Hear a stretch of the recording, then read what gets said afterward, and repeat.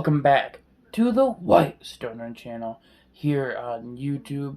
As you can see, new cut, new me. We're not worried about that.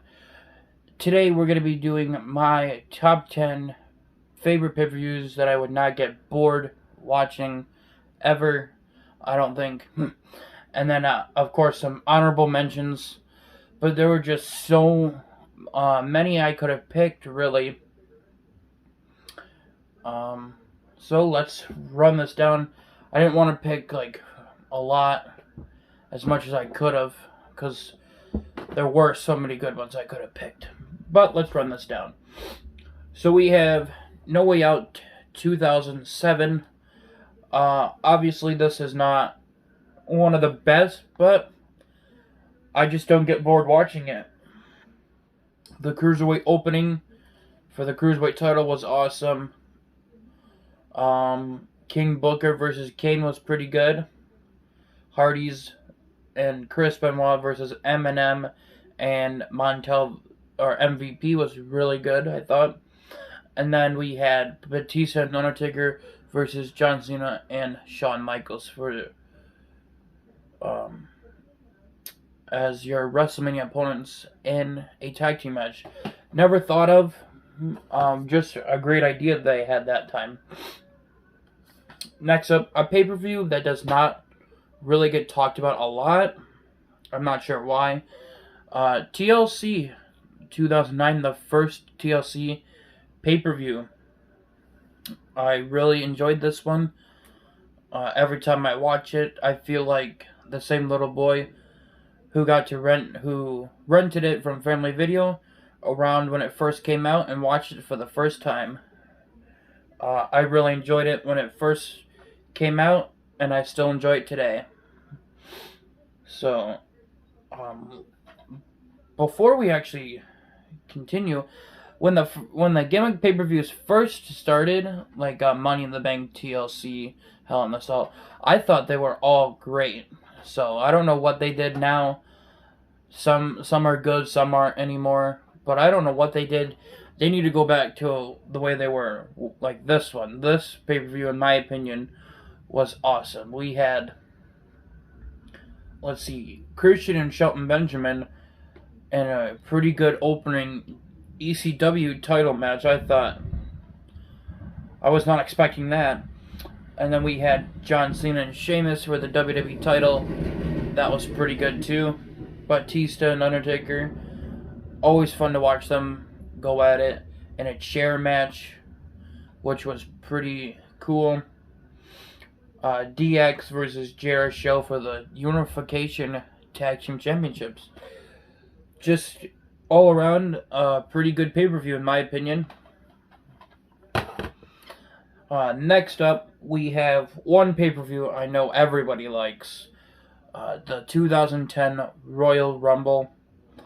This one, I don't know how you could get bored watching it, because I sure the hell can't. Sheamus and Randy Orton. Undertaker and Rey Mysterio really stole it. I think out of the main matches before the Rumble. Christian and Ezekiel Jackson. That was a pretty decent match. And then The Miz and MVP. Not bad, actually, at all. And then the 30-man Royal Rumble. And then what's cool here is you get the SmackDown and Raw episodes before Royal Rumble. So if you do not have the Blu-ray, I really recommend that. Next up, we have the 2002 Armageddon pay-per-view. I've seen this once, so it's like time to rewatch it again. But I think this was in Madison Square Garden. I do believe. I could be very wrong. But Shawn Michaels and Triple H, when they had their feud going, this was the 2 out of 3 falls of either 2 out of 3 falls match. So it was a street fight, a steel cage match, and then if it came down to it, a ladder match, which it did. and it was just awesome. Big Show versus Kurt Angle, Trish Stratus versus Victoria versus Jacqueline, Chris Benoit versus Eddie Guerrero, Edge and A-Train, Kane versus Batista with Ric Flair, and then a 4-way elimination match for the World Tag Team Championships, Chris Jericho and Christian versus Booker T and Goldust, the Dudley Boys versus Lance Storm and William Regal. So just overall, a really fun pay-per-view.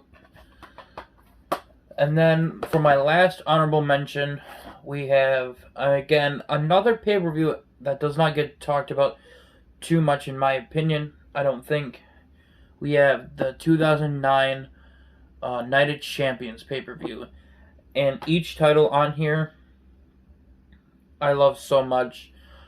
I personally don't care for the titles they have now.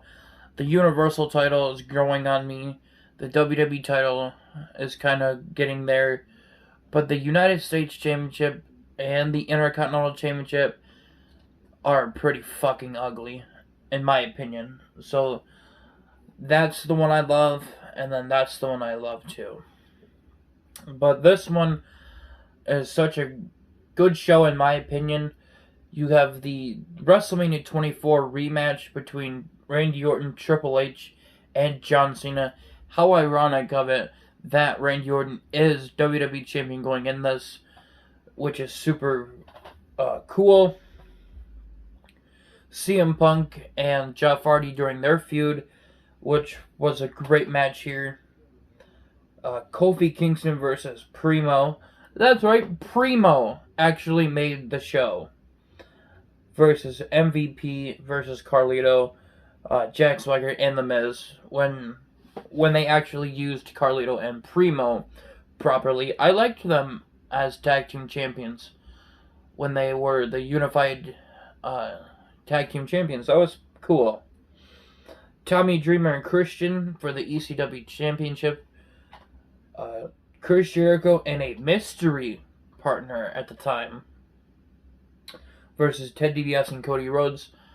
It ended up being Edge as his mystery partner, I do believe. And just, again, a really good show that I can't get bored watching. Alright, now that the honorable mentions are done, which I could have had so many more, let's get into my list. No particular order here, just ones I really enjoy and once again could never get bored watching.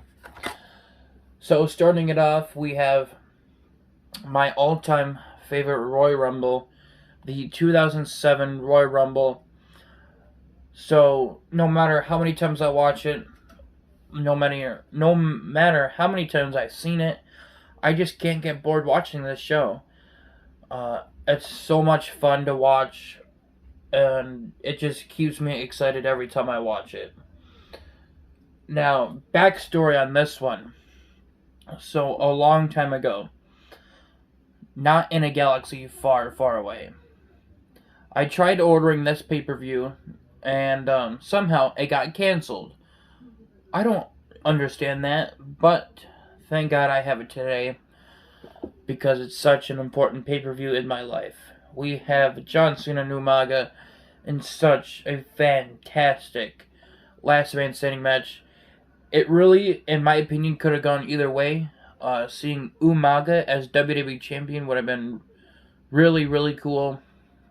And then we had Batista and Mr. Kennedy. Once again, that could have gone either way. Mr. Kennedy being World Champion, which was way overdue. And unfortunately, it never happened. But Mr. Kennedy could have won this, and I wouldn't have been upset. It would have been just amazing.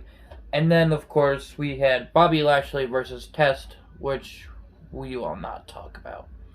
And then the Royal Rumble match itself. Just a fun Royal Rumble match where you didn't know at the time whether or not it was going to be Shawn Michaels or Undertaker winning. But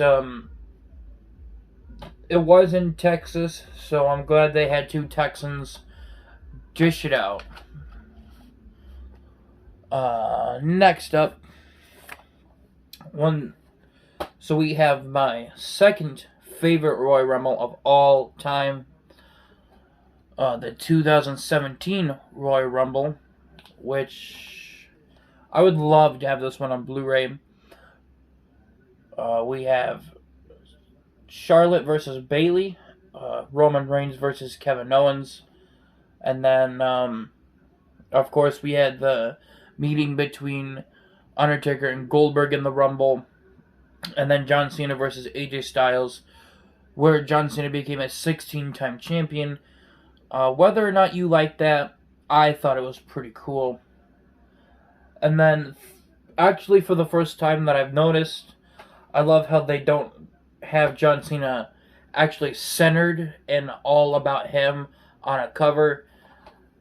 It's mostly about John Cena, Undertaker, Goldberg, and Brock Lesnar. So that's really cool to see that. Just a overall fantastic pay-per-view, in my opinion. I enjoyed watching it live. So, just something I can't get bored watching. I don't know about you guys, but what do you think about the 2017 Rumble? Something, again, that does not get talked about that much, I don't think. Or I'm not watching the right videos. Next up, we have the 2000 Royal Rumble. Again, another fantastic pay-per-view. If I knew where I had the 2001 Rumble at, I would have put that one in here too, of course. But we have Cactus Jack and Triple H in a fantastic street fight. The New Age Outlaws versus the Acolytes. The Hardy Boys versus Dudley Boys. Chris Jericho versus Chyna versus Hardcore Holly. Taz and Kurt Angle. I mean, there's so much. And then you had the bikini contest. I don't know if it's like this on the VHS. I hope not. But they accidentally didn't blur it out on time on Mae Young. And now every time I watch this Rumble, throughout it, I want to throw up. But I don't know about you, but I enjoy this pay-per-view. Even though we see too much of Mae Young in this show. Haha, very funny Big Show. But yeah, it came down to Big Show and The Rock. In my opinion, I would have had the Big Show win. But it is what it is.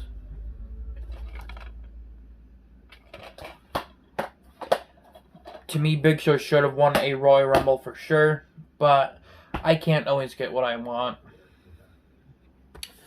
Next up, we have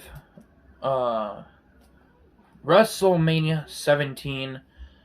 Just another perfect, or the perfect WrestleMania, in my opinion.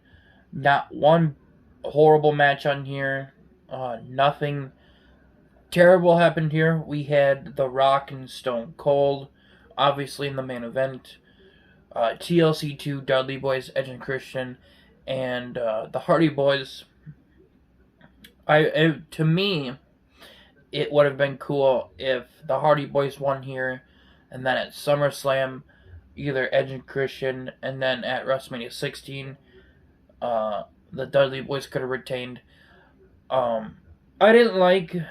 At first I didn't like it that Edge and Christian won all three. They should have had each team win once. I thought that would have been cool. Then we had the infamous street fight Shane McMahon versus his father, with Mick Foley as the special guest referee. We had a great opening match with William Regal and Chris Jericho. A fantastic match between Undertaker and Triple H. I mean, this show goes on, and then we had Big Show, Kane, and Raven for the Hardcore Championship here. So, just a fantastic pay-per-view. Next up, this one's kind of obvious. I don't know about you guys, but WrestleMania 24 is my favorite WrestleMania of all time. I just can't get bored watching this one. It's outside. I love the outdoor WrestleManias the best. And then the amount of fireworks that happens here in Pyro really catches my attention. And I just enjoy every moment of this show, except for, well, we all know one match on here. But Finlay and JBL really killed it, I thought, and did a fantastic job in the opening match. Even though Finlay didn't win, who I wanted to, it was kind of cool seeing JBL win. It wasn't too often that I seen JBL win at WrestleMania. The only other one I know is 22. And then the Money in the Bank ladder match was awesome. CM Punk winning it. I don't know if he should have won it here or somebody else should have. But from what I noticed, and I think he talked about it on his documentary, when he won it and actually became champion, he wasn't main eventing the Raw at the time, which was weird. But Batista and Umaga did a great job. Kane and Chavo, that was just hilarious. And then Ric Flair and Shawn Michaels really killed it. 5 out of 5 star match, or 10 star, whatever you want to call it. And then, so Maria and Ashley versus Beth Phoenix and Melina, the Playboy Bunny match. That's just a silly match. But, so Maria was actually live on Facebook a couple years ago. And I asked her what happened to the power, or why did the lights go out at WrestleMania 24. And then they say, well, what's going on? Is Undertaker coming out? No, they actually lost power there. So that's what happened if you didn't know that. I can't believe she actually answered my question, though. We had Randy Orton and Triple H, John Cena for the WWE Championship. At the time, I was really looking for Triple H to win. Sometimes when I go back and watch this, I still want Triple H to win. Because John Cena, he's had his moments at WrestleMania. Triple H, for some odd reason, has one of the worst WrestleMania records along with Big Show. So I was really hoping for Triple H to win here.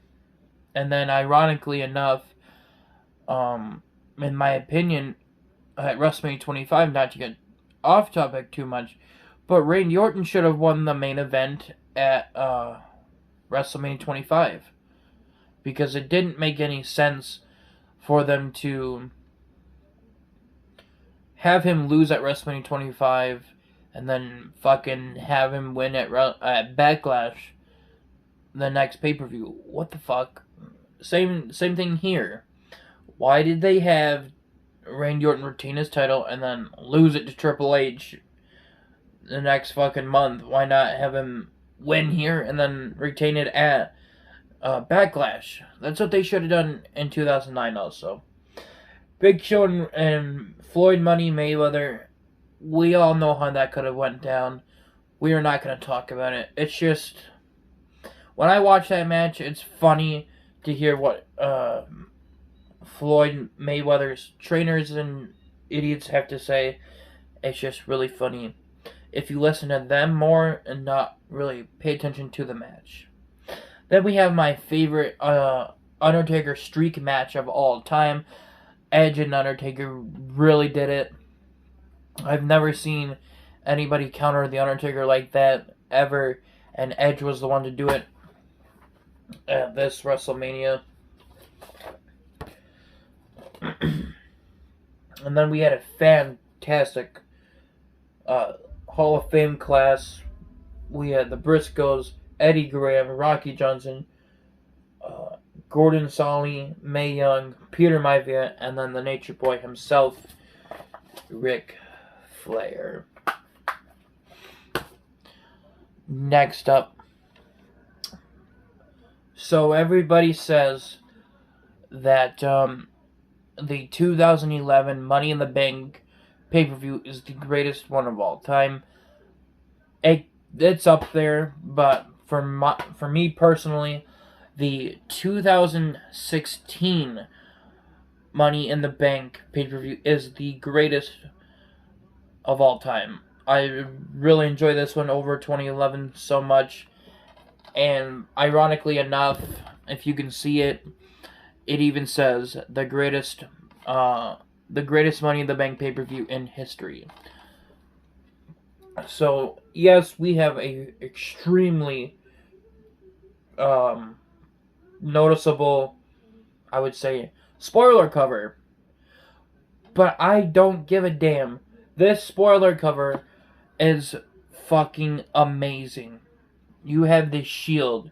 You have the WWE Championship. All in its glory. This cover, this show is fucking amazing. If you've never seen it, take some time and watch this pay-per-view. We had Dean Ambrose, Cesaro, Chris Jericho, Sami Zayn. I think that's Del Rio in there. Kevin Owens. I don't know who else was in it. Alright, let's see here. Chris Jericho, Kevin Owens, Sami Zayn. Okay. So, this was also on Father's Day, this pay-per-view. And then, of course, Dean Ambrose won the Money in the Bank Championship. We had John Cena versus AJ Styles. Roman Reigns versus Seth Rollins after he returned to at Payback, which was another great pay-per-view that I got to watch live. And then, of course, before that one was Extreme Rules. Again, another awesome pay-per-view. I can't wait to get all the 2016 pay-per-views for you guys to review them. That year is going to be fun. But this one was just so much fun to watch. And then, of course, when Seth Rollins beat Roman Reigns, which I was not expecting, Dean Ambrose shows up out of nowhere and then cashes in on Seth Rollins.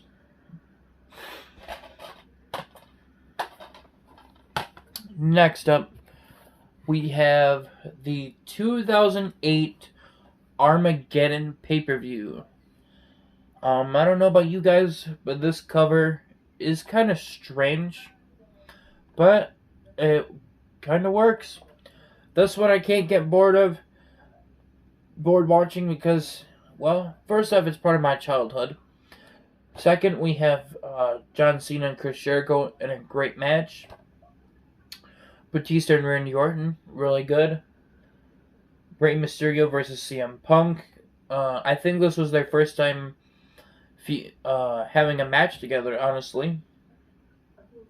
Finlay and Mark Henry in a Belfast Brawl. That one I don't remember too much, but it's been a while since I watched this pay-per-view. And then the match that stole the show, Edge versus Triple H versus Jeff Hardy. It's a shame that Jeff Hardy couldn't hold the title longer. I don't know if it has really something to do with his feud with Matt Hardy, if that's why they had him drop the title, or if it was personal life issues. But either way, I'm glad that his name in history will say WWE Champion next to it.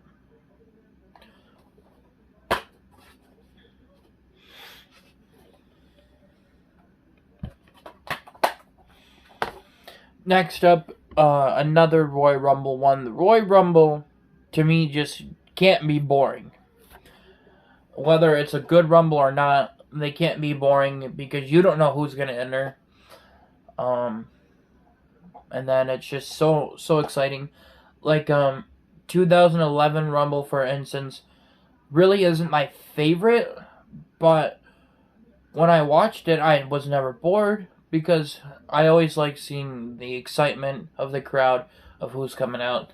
So we have the Royal Rumble, or known as the Dead Rumble, or the Royal Rumble, that WWE shall basically erase from history, but they can't because it's right here. So this is the 2004 Rumble. Look how cool that spine is, though. But kind of an odd decision to make John Cena the cover of it, I think. Anyway, Triple H and Shawn Michaels in a fantastic last man standing match that, of course, ended in no contest. Brock Lesnar versus Hardcore Holly. A little slow, but it was pretty good. Eddie Guerrero versus Chavo. Rey Mysterio and Jamie Noble for the Cruiserweight Championship. And then the Dudley Boys versus Ric Flair and Batista in a great opening match. And then, of course, 15 Raw Superstars, 15 SmackDown Superstars to see who can be the last one in the ring to go on to WrestleMania 20 and win a championship of their choice. And then, of course, SmackDown's Chris Benoit won this Rumble, and then I think he jumped over to Raw to face for the World Heavyweight Championship.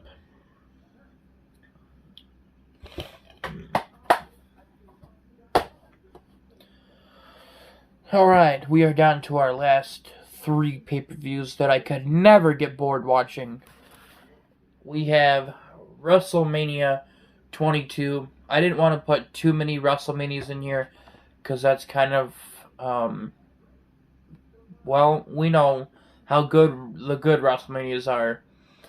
So, WrestleMania 22, just another childhood show. I'm glad that I got to grow up with it. So we have Big Show and Kane versus Carlito and Chris Masters. A lot of people said that's not a great match.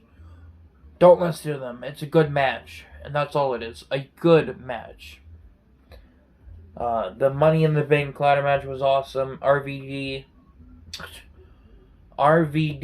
actually got his win.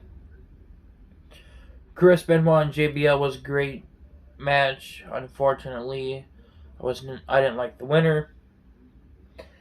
Mick Foley and Edge pretty much stole the show for the first half of it. Mickie James and Trish Stratus, finally, a WrestleMania where they didn't waste women on it for like whatever reason. Alright, I know what you're gonna say. Well, what about WrestleMania 19? Yeah, that was a great match too between Trish Stratus, Jacqueline, and Victoria, I think.